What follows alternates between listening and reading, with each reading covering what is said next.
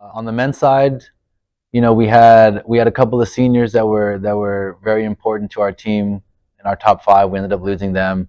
When it came down to the season, we were always really close to getting where we wanted to get. We ended up just falling short of the bar that we were hoping for on the men's side. But the group works really hard, and we had a lot of them returning into this year, so we're excited for this upcoming year. On the women's side, we had pretty much the same concept. The women's battled throughout the year. They had a lot of success mid-year. We kind of went through highs and lows, and at the end, we ended up just finishing out of where we wanted to finish. But a lot of positives for this upcoming year. My projections are conference champions on both sides. We've got a really good group on the women's side. A lot of returners. We've got 5 seniors, so we'll be losing a big chunk of our team this year. But for this year, we're going to use that experience and their awareness to help the process, help the underclassmen kind of get used to the culture and whatnot, and hopefully have some success this year. On the guys side, we we added, I believe we've got 6 returners and 7 incoming. So it's definitely a new team, and everyone's kind of getting acclimated and getting used to one another. But they've got a really good talent base.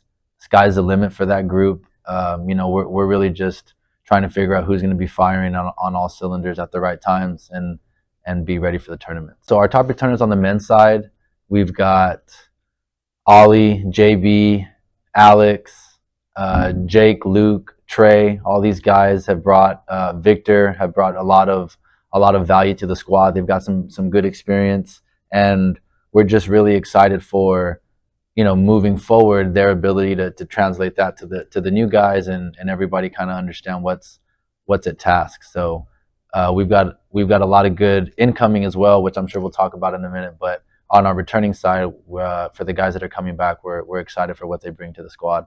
On our women's side, we've got, like I said, we had 5 seniors. So we've got Millie, Alexis, Alana, Ceci, Annabelle, and then we've got Kendall and Grayson. So those 7 make up the meat of our returning group, and all of them at some point we're in our 5 competing. So it really is it'll be a fight to see who's going to be competing at every tournament, which from a coaching standpoint, we love that. So on our women's side, we've got 3 incomers. We've got Victoria, we've got Caroline, and we've got Samantha. We're very excited about all 3 of them. The typical process with freshmen is to acclimate them and get them to be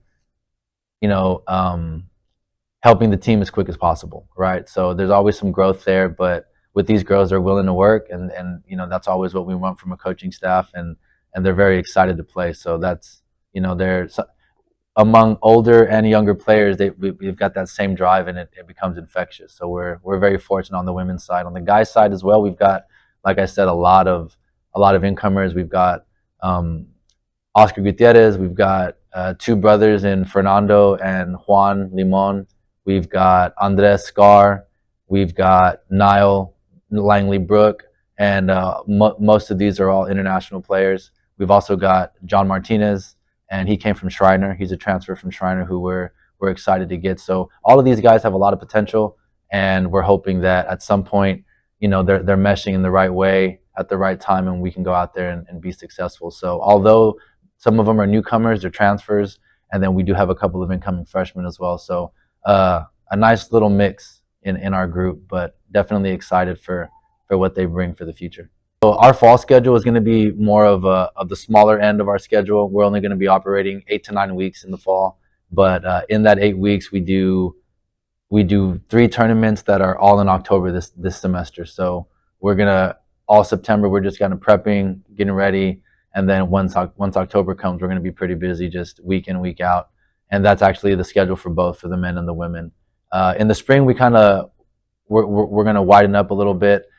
We go from beginning of February all the way through May, and we've got a couple of flyaway tournaments, which we call just out-of-state events that are pretty big, national previews and invitational tournaments that if we play well, our goal is to work up the rankings on both sides, and we'd love to have both of our programs inside the top 20, trending this year at some point. So on the women's side, on the men's side, we will be hosting Right now, we're looking at having it. We haven't confirmed on the site yet, but it will be in the 13th through the 15th of April, and the women will be playing in Kansas in the very end of April, 28th through the beginning of May.